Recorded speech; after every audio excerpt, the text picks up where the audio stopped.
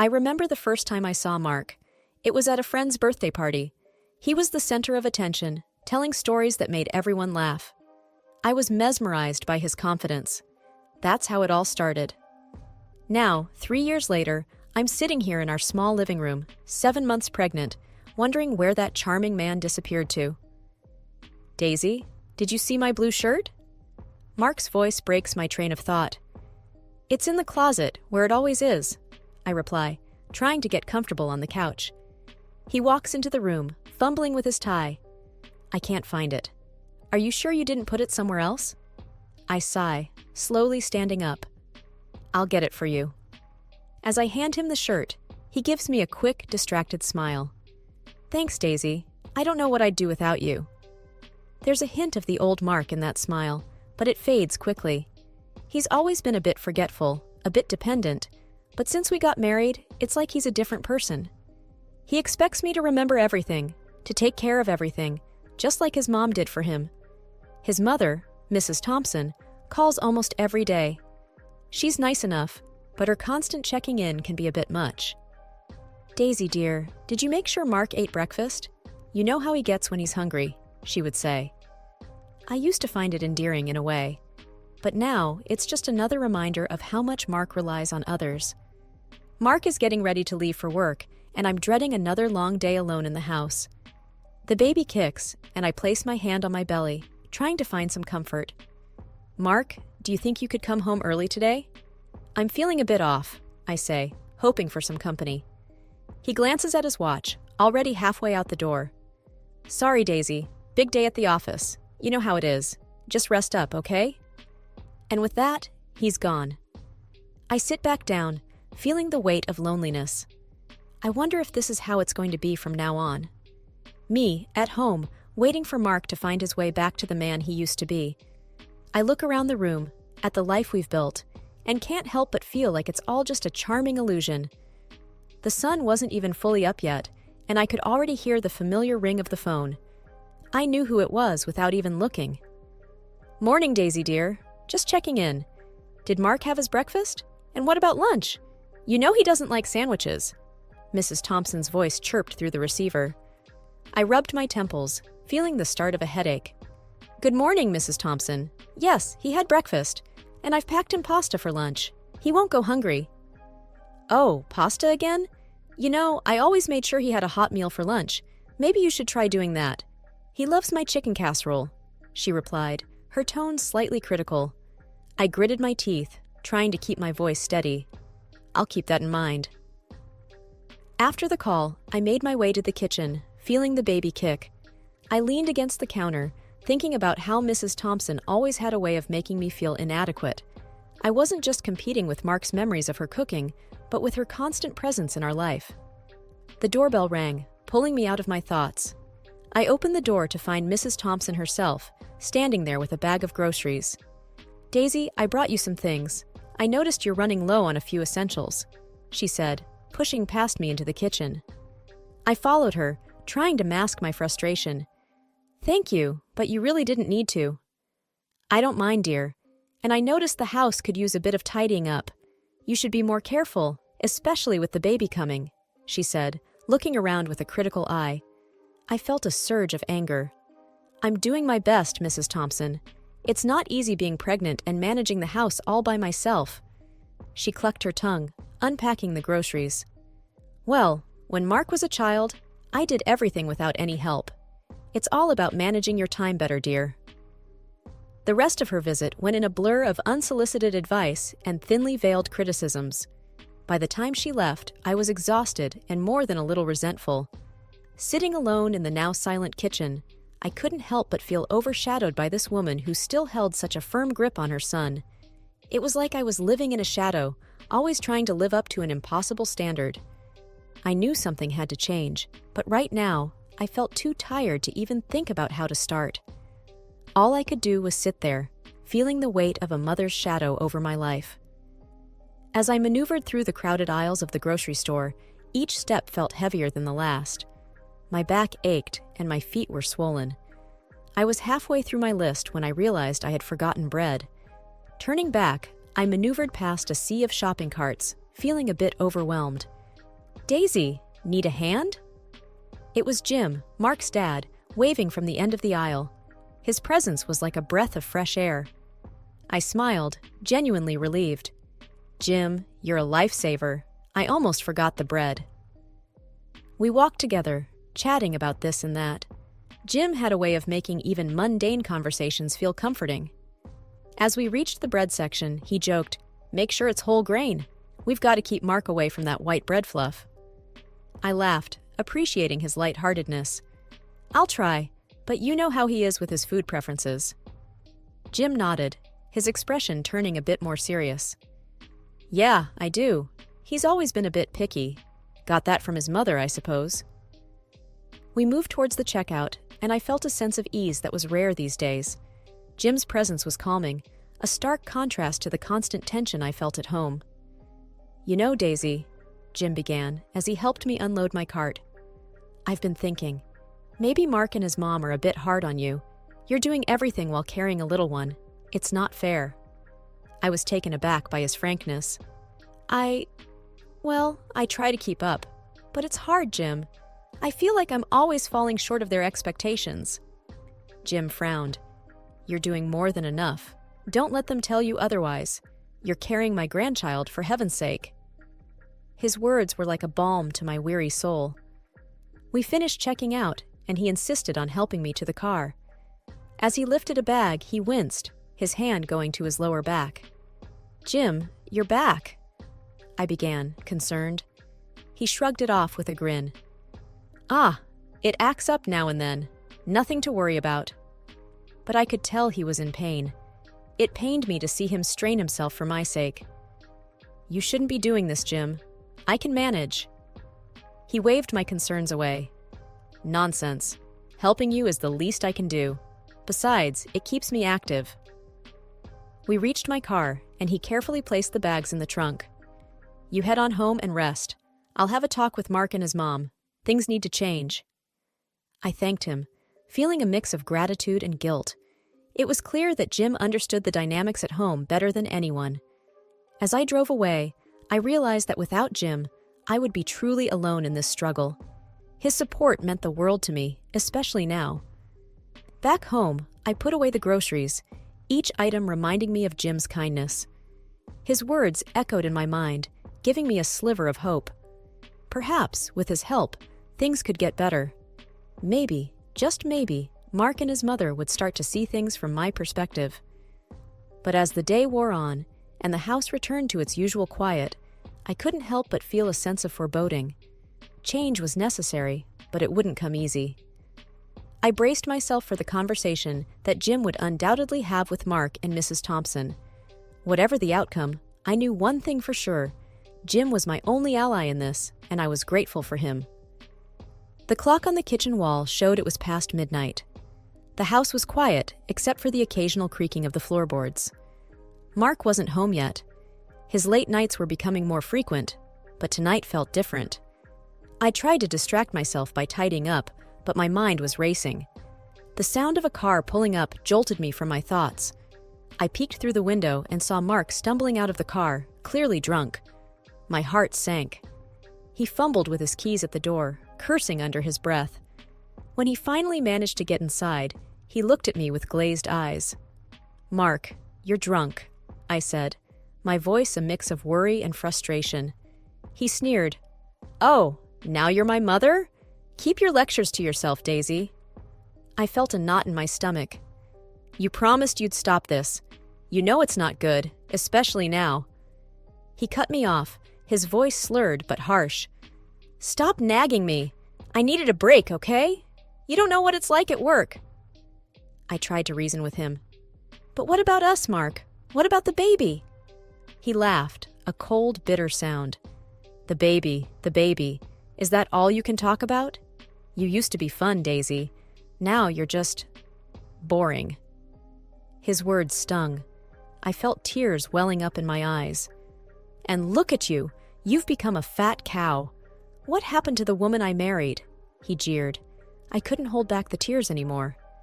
They streamed down my face as I turned away from him. Mark staggered to the bedroom, leaving me standing there, broken and alone. I cried myself to sleep on the couch that night. The next morning, I woke up to find Mark had already left for work. My eyes were swollen from crying, and every part of me felt heavy. There was a knock on the door. It was Jim, looking concerned. "Daisy, are you all right? I saw Mark's car outside last night. I couldn't hide the truth. He came home drunk, Jim. He said things. Awful things." Jim's face hardened. "That boy has gone too far. I'm going to have a word with him." "No, Jim, please. It'll only make things worse," I pleaded. He sighed, his anger giving way to sadness. "You shouldn't have to go through this, Daisy, especially not now." I felt a mix of gratitude and despair. Jim was the only one who seemed to care, but I was starting to feel like there was no way out of this mess. The house felt like a prison, and I was trapped with my broken dreams and a husband who couldn't see past his own needs. As Jim left, he gave me a reassuring pat on the shoulder. "Hang in there, Daisy. We'll figure something out." But as I closed the door behind him, I wasn't so sure. The night had broken something inside me, and I didn't know if it could be fixed.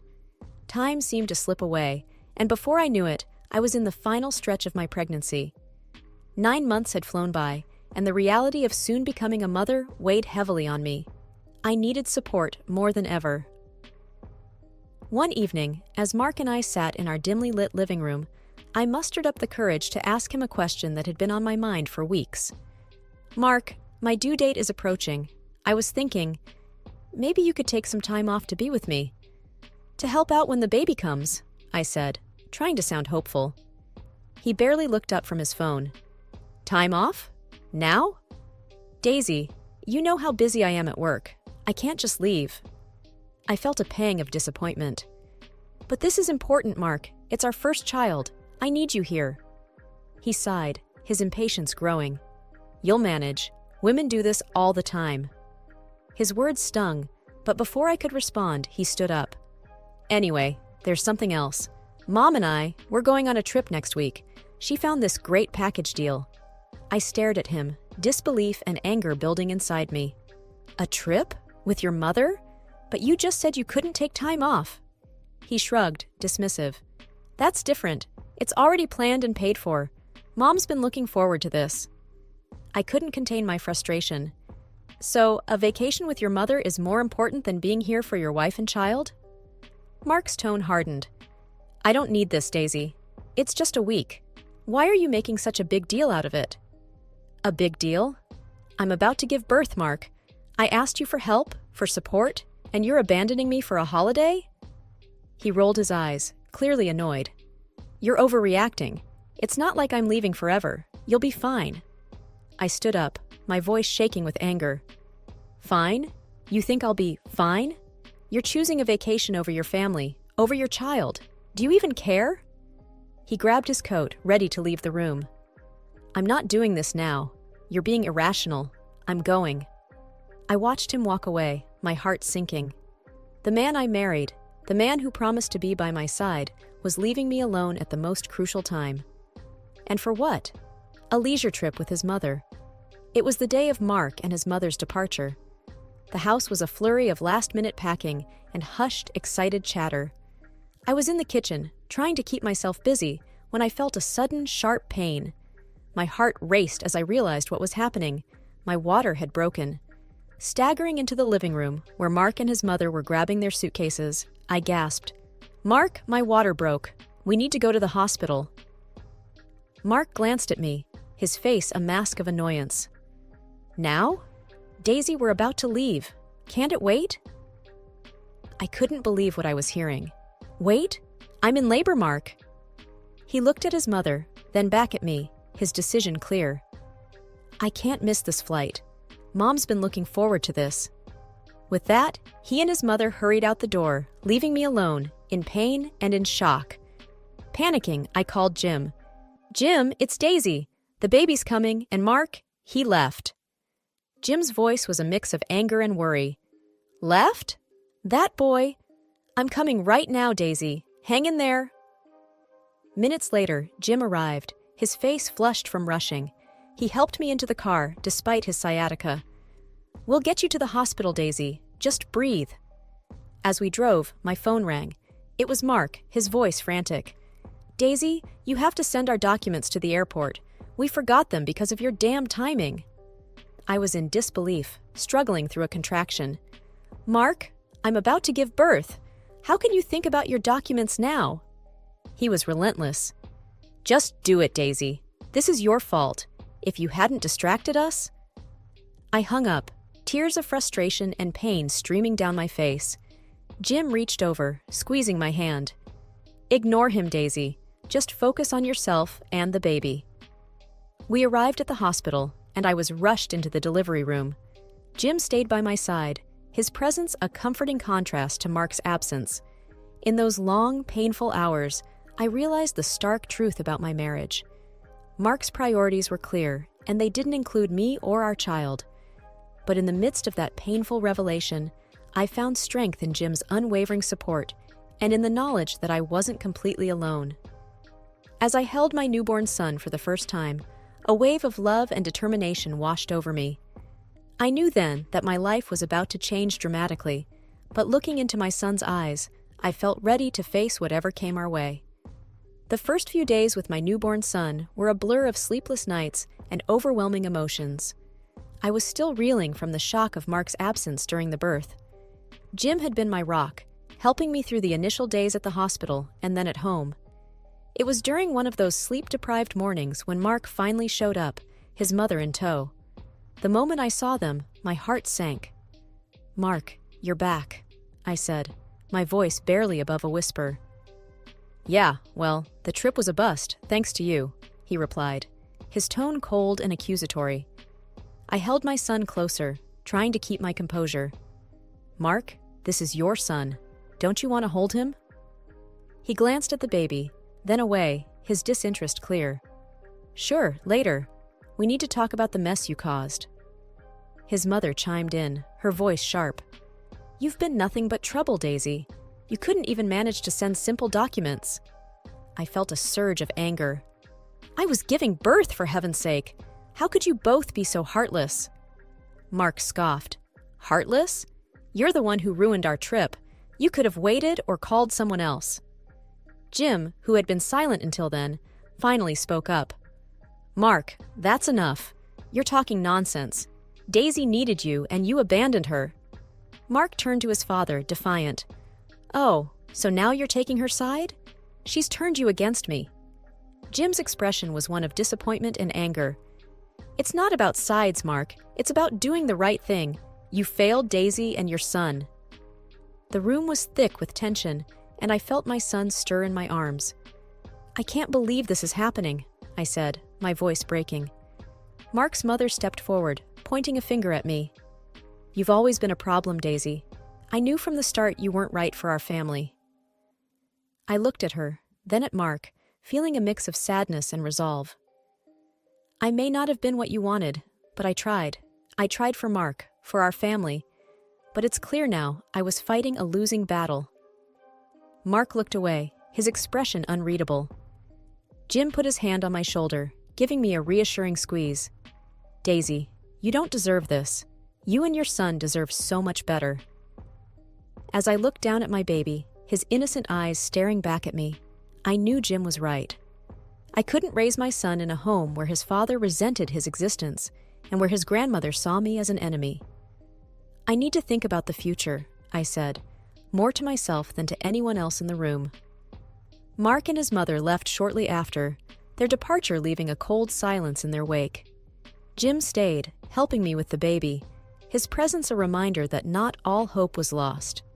In the weeks that followed, the house felt different, heavier, like the air was thick with unsaid things. I spent my days caring for my son, each smile and giggle from him a balm to my weary heart. But the shadow of the unresolved with Mark loomed over us. One afternoon, Jim came over, a serious look on his face. We sat in the living room, my son asleep in his crib. "Daisy, I've been thinking," Jim started, his voice heavy. "This situation, it's not right. You and the baby deserve better." I nodded, the weight of my decision clear in my mind.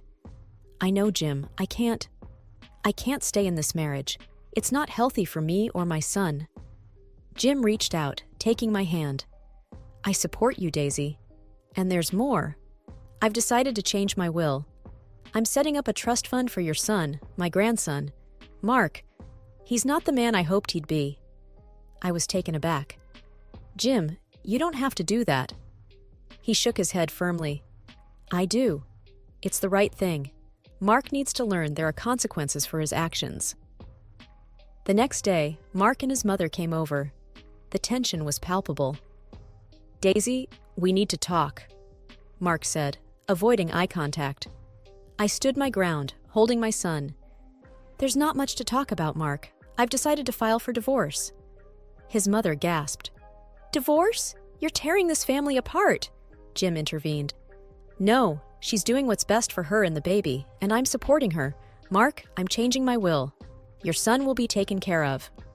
Mark turned to his father, disbelief and anger in his eyes. You're siding with her? Over your own son? Jim's response was firm. It's not about sides, Mark. It's about responsibility, something you've avoided. The room erupted into arguments, with Mark and his mother on one side and me, holding my son, on the other. Jim stood with me, his presence a steady force. In the end, Mark and his mother left, their parting words bitter and resentful. Jim stayed, helping me plan the next steps. As I filed the divorce papers, I felt a sense of liberation mixed with sadness. It wasn't the life I had envisioned, but it was a life where my son and I could be free of the toxicity that had engulfed us. Days turned into weeks, and the finality of the divorce brought a strange sense of peace. Jim was true to his word. The trust fund he set up for my son ensured our future was secure. And so I began to build a new life, one filled with hope and the laughter of my son.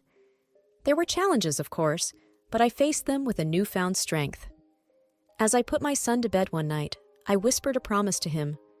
We're going to be okay, just you and me, a fresh start. And in the quiet of his room, with the soft sound of his breathing, I believed it.